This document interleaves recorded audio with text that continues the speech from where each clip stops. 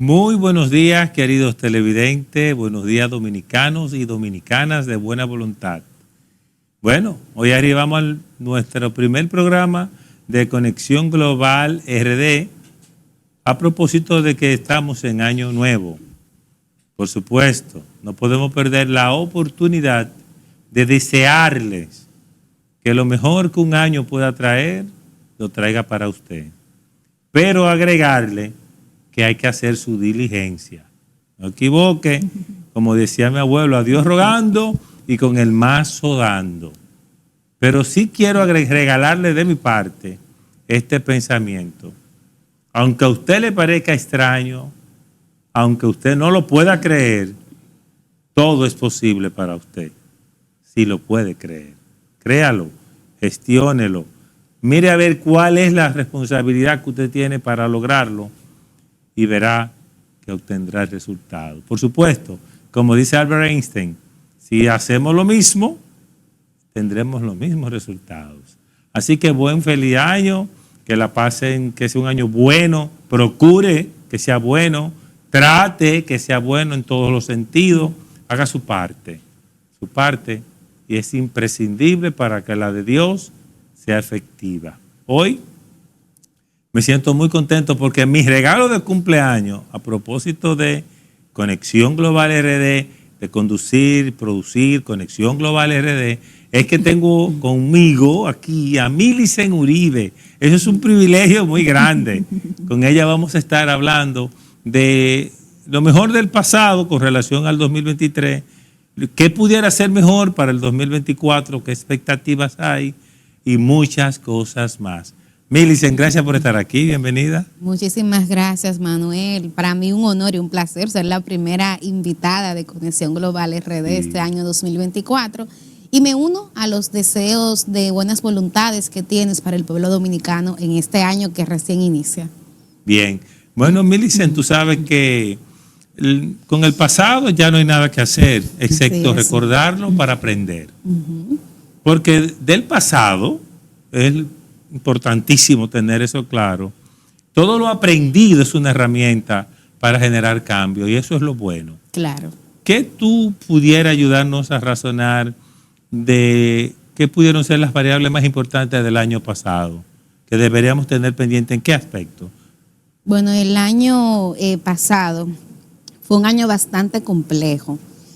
Fue un año que cerró justamente con una serie de fenómenos atmosféricos y creo que ahí hay una de las principales lecciones que tenemos que tener presente para este año. Tú recordarás que el primer semestre del año República Dominicana enfrentó una de las peores sequías. En un momento el presidente Luis Abinader la catalogó como la peor sequía en los últimos 40 años de la historia dominicana. Y el tema con esto es el impacto que tiene la falta de agua en el tema de la producción agropecuaria y por ende incide en los precios de algunos alimentos que escasean justamente por falta de producción. Pero también todo el tema de las lluvias. Recuerden que ya en el último trimestre del año, en el mes de noviembre, tuvimos una tragedia importante donde más de 40 personas perdieron la vida y la mayoría de ellos en el Gran Santo Domingo. Entonces quiero recuperar esos acontecimientos porque creo que son parte de las lecciones que tenemos que sacar en el sentido, Manuel, de que la agenda pública tiene que ir cambiando y hay temas, por ejemplo el caso del drenaje pluvial, con todo lo que implica prevenir las inundaciones urbanas, que deben de estar en la agenda, que son temas que durante muchísimos años nuestra clase política ha postergado por aquello de que, bueno, no se hace política de lo que no se ve, el drenaje es soterrado, entonces no es un metro que yo puedo exhibir, no es un teleférico, etcétera. Entonces creo que ahí de la importancia de planificarse mejor, de prevenir mejor, pero a la vez, Manuel, de dedicar mayores recursos a enfrentar estos fenómenos que son producto del cambio climático, que durante muchísimos años, inclusive un liderazgo internacional en términos políticos y económicos negaba, pero que ya no se enrostra y está ahí. Creo que eso es una lección importante. Las otras lecciones para mí están, por un lado, en el plano sanitario. Señores y señoras, hay que recordar que fue un año donde decenas de niños y niñas perdieron la vida por causa de una enfermedad prevenible como es el dengue, que pese a que la OPS, que es la Organización Panamericana de la Salud, había emitido de manera temprana una alerta, en República Dominicana lamentablemente murieron muchos niños y niñas producto de esa enfermedad, pero también fue un año en el que tuvimos varios brotes de cólera. El tema sanitario para mí es vital y siempre digo que lamentablemente una de las falencias que como país tenemos, Manuel, es que lo vemos como un tema coyuntural, en el mejor de los casos, porque para mí una de las lesiones vitales en este caso fue que se actuó muy tarde, que si no sé si tú recuerdas, que fue en una rueda de prensa de esa que encabeza el presidente, llamadas La Semanal, donde una persona le hace la pregunta y ahí es que entonces se le pone atención al tema del dengue. Entonces yo creo que... Un tema tan delicado. Extremadamente delicado. Entonces, en un país tropical, que deberíamos estar inclusive entrenados para manejar ese tema del dengue. Claro. Igual que el de las lluvias. Exactamente. Porque eso es lo que más pasa aquí. Sí, esos son fenómenos esporádicos. Sí. Y no pueden decir, bueno, que es un tema con el que no se puede hacer nada, porque en la región hay otros países que tienen condiciones similares a la de República Dominicana desde el punto de vista del clima y realmente no tiene el dengue la incidencia negativa que tiene en República Dominicana.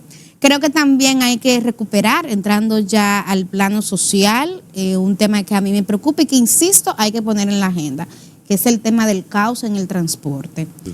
Lo pudiéramos ver como un tema de poca monta, pero cuando tú tienes datos como los que señalan que en República Dominicana, en promedio, anualmente mueren 3,000 personas en accidentes de tránsito y que un 3% del PIB, o sea, de nuestro presupuesto se va en temas relacionados a accidentes de tránsito, yo creo que implica que hay que prestarle atención. O sea, en el tránsito de República Dominicana hay un caos y yo veo una política pública fallida en el sentido de que hay una concentración sobre todo en lo que tiene que ver con infraestructura. Ahora mismo el gobierno dominicano está haciendo obras muy importantes, por ejemplo, lo que tiene que ver con la remodelación de la autopista Duarte, la extensión del teleférico, la extensión del metro. Hay otras que, producto justamente de la renegociación del contrato de Aerodón, están planificadas. El tema, por ejemplo, de la Avenida República de Colombia, el solucionar el embotellamiento que se hace en la 27, conocida como Pintura, esa parada. Y eso para mí es importante.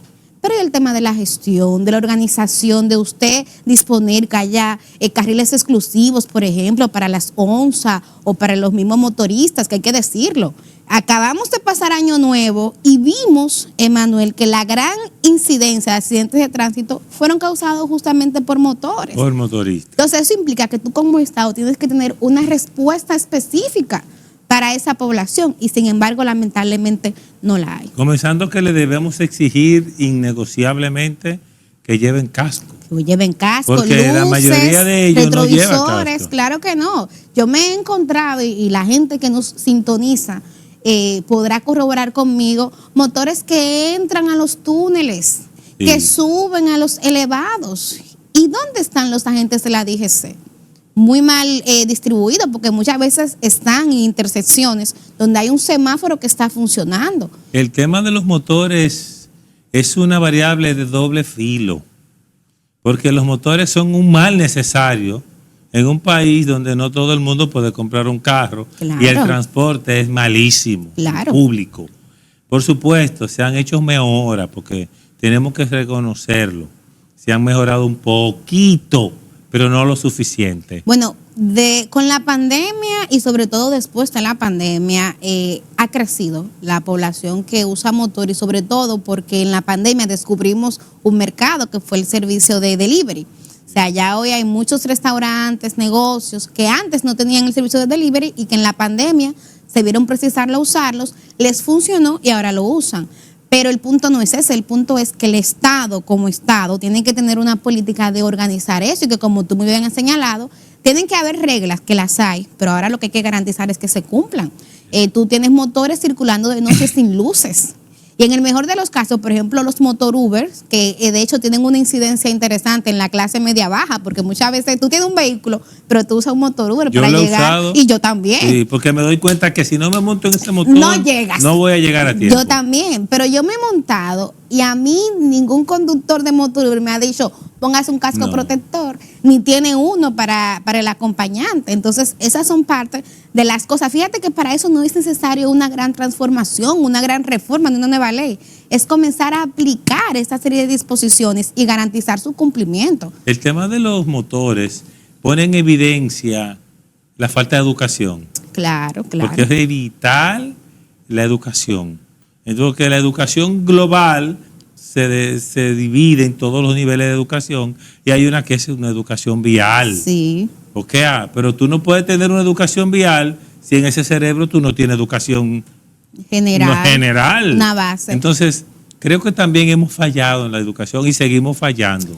Sí, pero en este tema del tránsito yo difiero un poco de ti, porque no es solamente un tema de falta de educación, es de falta de sanciones. También. La impunidad, de cumplir la el hecho ley. de que tú sepas que tú puedes circular sin cinturón y que no va a pasar nada, que tú, como acabo de decir, te puedes subir en un elevado siendo motor y no va a pasar nada. O hace sectorizarlo. falta, claro. No recuerdo ahora en cuál país, pero recuerdo que me hablaron que hay un país de América Latina, creo que Colombia o Venezuela, que los motores no entran a todas las áreas que ellos quieran. Exacto. Los tienen limitados, por ejemplo, a las áreas periféricas del centro de la ciudad, porque es donde más lo necesitan. Claro. Porque no entran taxi fácil, no van, ¿tú me entiendes? Entonces, también se pueden limitar. Sí. Nosotros deberíamos usar el modelo de que no puedan acceder al polígono central, que es donde más daño hacen. Claro, y tampoco quiero que se vaya a entender que es un enfoque clasista del tema, No. porque como muy bien has dicho, o sea, en República Dominicana el 58% de la economía es informal. Es informal. Y cuando tú analizas en ese rango, hay muchos negocios, muchas personas que subsisten con un motor. ¿Cuál es el problema de la producción aquí en República Dominicana? Que los dominicanos no están en los campos como antes, en los campos están los haitianos. Los dominicanos prefieren así mismo comprarse un motor, sacar un motor financiado y ponerse a vender, a montar pasajeros, a hacer motor Uber. El motor es un mal necesario, Sí, sí. que le ha resuelto la vida a mucha gente, se la ha provocado, le ha dañado a otros. Exacto. Y tienen riesgo a la mayoría de los que andan en un motor. Claro. Y lo que se le puedan plantear al lado. Y en el tema de educación, yo me siento un poco inconforme. Yo creo que debieron haber hecho más. Cada vez más nos quejamos más del 5%, del 4% que no se usa realmente más que para comprar casas, solares y robárselo en alguna medida. Entonces, ¿hasta dónde nosotros vamos a estar con ese relajo? Sí, yo estoy de acuerdo contigo y de hecho yo ubico el tema de la necesaria calidad educativa como uno de los principales retos o desafíos que tenemos en el 2024 por todo lo que vimos. El 2023 fue el año donde nos dimos cuenta que hemos avanzado muy poco en las pruebas PISA. Recuerdas que ya en el último mes salieron los resultados y aunque hemos mejorado en comparación con nosotros mismos, avanzamos varios puestos, cuando tú nos comparas con los países de la región seguimos muy desfasados. Aquí, de cada 10 niños menores de 10 años, hay 6 que no saben leer y escribir, que no tienen el nivel mínimo de comprensión en lectoescritura. Y para un país que desde el 2012 está invirtiendo el 4% de su PIB en educación, eso es una tragedia. Pero hay quienes creen que el problema es que se le esté asignando mucho presupuesto a educación. No es así. Es que se está mal distribuyendo. Es un tema de gestión, hay que decirlo. Hay que recordar que lo primero que se hizo con ese 4% para educación, escuchen esto, fue comenzar a construir escuelas, que estuvo muy bien que se construyeran, porque no es un mito, los niños y las niñas tomaban clases debajo de las matas. El problema es toda la corrupción que hubo alrededor y de por qué se priorizó esa política. Y que pudieron combinarla con un buen programa educativo para el país. Claro. Y al paralelo a eso, asignar un tope de presupuesto. Pero no, porque el negocio era ese. Construir para, tú sabes, negociar. Y recordemos que uno de los informes más recientes hablaba de unos 3,000 planteles que tenían nudos legales precisamente porque tú tenías desde contratistas que recibieron el avance del 20% que contempla la ley, pero que nunca más aparecieron, que se fueron del país. Y tú tenías esa escuela, inclusive con un 80% de terminación, que no se terminaron. Entonces yo creo que hay que hacer énfasis en eso, porque hay mucha gente que tal vez se arrepiente y dice, pero ¿para qué yo luché por un 4% para educación si eso no ha resuelto nada? El problema no es el monto, el problema es la forma en que se ha gestionado ese monto. A mí me preocupa mucho, Milice, el tema de la educación en la República Dominicana, porque siempre cito a Immanuel Kant, El ser humano es lo que la educación le hace ser. Claro. Es decir, si usted no es educado, y educado no es saber leer y escribir, educado es tener una formación intelectual básica que le permite comportarse diferente, razonar diferente. La forma en que comemos depende de la educación. La salud depende de la educación, porque la verdadera salud es preventiva, no curativa. Y nosotros cada vez vemos, el tiempo pasa, y en la variable clave del desarrollo, que es la educación, no se toca. Claro. No, yo soy ostosiana. Lo suficiente. Digo yo, más que suficiente. Claro. Debería ser la prioridad nuestra, como hizo Corea del Sur. Exacto. Ese es el ejemplo. Sí, un buen modelo ese, un buen Ese modelo. es el ejemplo, que no tenían ni para comer bien. De aquí le mandaban arroz hace 50 años y hoy soy potencia mundial. Nosotros vamos a nuestra primera pausa comercial y al volver veamos cómo seguimos tratando con Millicent en el tema de lo que pasó en el 2023 y más.